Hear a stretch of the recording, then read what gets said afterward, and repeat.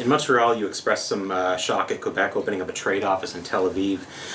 Raised a few eyebrows because Tel Aviv isn't among the many disputed land in Israel. Do you believe that Israel has a right to exist? Israel does exist. Israel is a recognized member of the United Nations. Besides this, there is not such a thing in international law like a right of a state to exist. Does Italy has a right to exist? Italy exists. Now, if tomorrow Italy and France want to merge and become Ita-France, fine, this is not up to us. What is enshrined in international law is the right of a people to exist.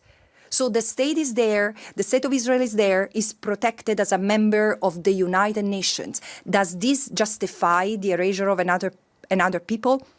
Hell no. Not 75 years ago, not 57 years ago, surely not today. Where is the protection of the Palestinian people from erasure, from annexation, from illegal occupation and apartheid? This is what we need to discuss. Your past comments on Israel and the war have been garnered some criticism with nations like Germany and France declaring their comments as anti-Semitic. With that in mind, you talk to me, are you able to acknowledge the role that Hamas has in this current conflict? Of course, I've always done. I mean, there is no question whatsoever about that. Let me be clear. I've said on October 7 and since then that the crimes that have been committed against Israeli civilians had to be investigated and punished. No question about that. I have condemned the crimes against Israeli civilians, the killing, brutalization, and the taking of hostages.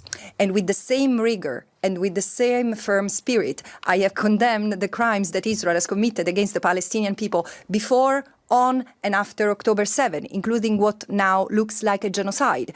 Israel has capitalized on the rage, fury, and the extreme pain of the Israelis, turning them into many soldiers, into willful executioner of an extermination plan. Now, let's go to the states you mentioned who have accused me are the United States and Germany and France, states who are clearly involved and supporting in what Israel is doing. It speaks to their record, not mine. Because frankly, not only I am supported my mandate has been supported and protected by Jewish people, organizations, and scholars since the very beginning, just to clear the record. But this is not, my statements are not against the Jewish people or even the Israelis.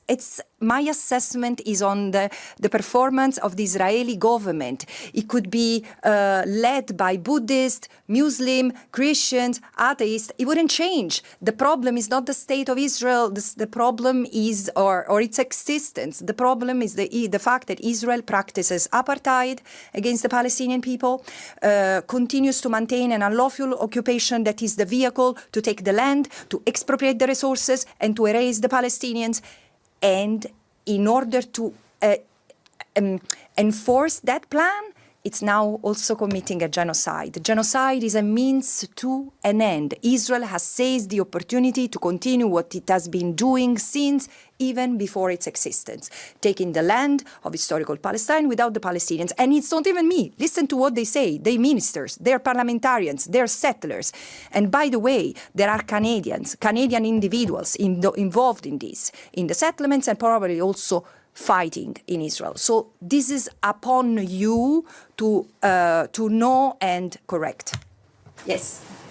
Can I ask about the two-state solution? The Foreign Affairs Committee here is studying what they call the quickest path to recognize a Palestinian state by the government of Canada. Do you think that is a useful exercise? Could it lead to peace if Canada does so? I beg your pardon, but I'm not comfortable with language like useful exercise where there is an imagining government officials or parliamentarians entertaining themselves in useful exercise when there is a genocide ongoing. The priority is to stop the genocide. If the government here, the parliamentarians want to call it ceasefire, call it pear and apple, call it the way you want, but this is the priority. The rest is secondary, which doesn't mean that the recognition of the state of Palestine is not important. My question is, if this country has entertained the discussions on the two-state solution, how come it has not recognized the state of Palestine yet? What is to be debated? So again, recognition of the state of Palestine shouldn't take time, should be automatic, should be an act of coherence. Otherwise, if you don't recognize it, it means that you shouldn't be talking about that at all. Why are you even a voice in the debate? It's about coherence. I know that what I'm saying is blunt, but we need to be blunt because the impunity that has been granted to Israel for decades has led to this, which is a disaster both for the Palestinians and the Israelis. And again, diplomatic talks has been turned into a place to justify the unimaginable, the illegal. So yes, the state of Palestine should be recognized. Let's move on. But the point, the question is not that. The question is self-determination. Even if you recognize the state of Palestine and it's merely a perfunctory act, what do you do to realize the right of self-determination of the Palestinians?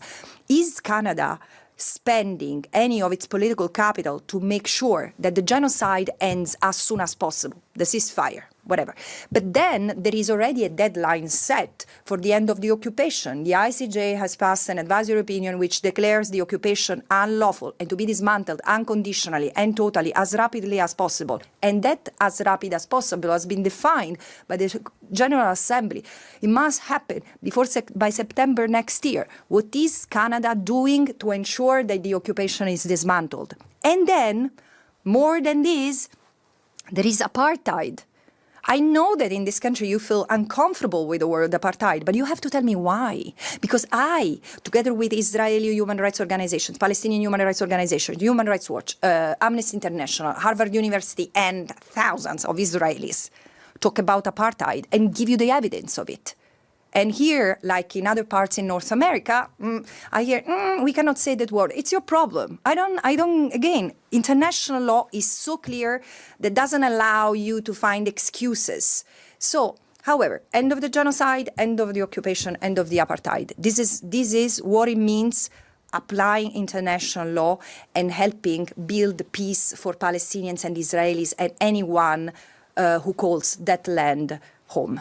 Do you think, you alluded to this in French, I just want to ask again in English, but Canada promotes itself, this government especially, as a government that supports an international rules-based order, but you can look no further to the South Africa case at the ICJ where the Prime Minister said they respect the court but not the ruling. Canada's inaction or lack of inaction, what do you think that says to our reputation that we hold dear here, that we are a country that respects the United Nations, respects international law? How does this event, what's happening in Israel and Palestine, speak to our beliefs? I can tell you I think I made it clear in French and English what I think. I think that this is not coherent. There is a lot. Let's be very honest. You cannot say that you are in favor, you recognize the primacy of international law and then violate international law in the meantime. You cannot say that you recognize the primacy of the International Court of Justice and then you depart from the application of the principles that have been dictated by that court. There is incoherence, and that incoherence has a name, is lack of compliance. Now, how does this affect Canada's reputation? Look, I think that the world is much more articulated in its capacity of seeing and understanding also the nuances. First of all, something that, I live in an Arab country and I travel a lot across Arab countries. And there is so much admiration for the young people and the universities who have mobilized in this country in solidarity with the Palestinian people. And this includes, in this country, like in the United States, a substantive Jewish component. This is so important, so fundamental, because in a way, it's building a bridge that has been broken many decades ago between the Jewish people and the Arab people. This is immense. And so people differentiate the political level from the people in general. I also think that the media in this country as well, like not different from the rest of the West, have not been very diligent or led by ethical principles in reporting what was happening in Palestine before October 7, on October 7, and after. So probably there is large part of the Canadian people who don't even know what kind of inferno Gaza has been turned into. Women unable to find the basics, from running water, of course everyone, but as a woman, I mean, I would like people to empathize, to realize what it means having an entire family exterminated, not having hospitals anymore, all the universities destroyed, the 300 schools destroyed, all the UN buildings standing, 70% have been severely damaged and cannot be used. Gaza has been turned into rubble. Is it a war? No, it's not a war. Israel has predicated this genocide on the killing of terrorists, when the entire civilian population in Gaza has been qualified as terrorists, including the elderly, including the children, 17,000 children. That if I told you bunnies, there would be better reaction. But because they are Arab, we don't empathize. This speaks to our racists. And I say that as a European, I see that in us. And we need to, let's take this opportunity to do better, to recognize what doesn't work in our societies. And may this be the last genocide in history. This is where we are today. And Canada is still seen as part of the old settler colonial bloc. I'm sorry.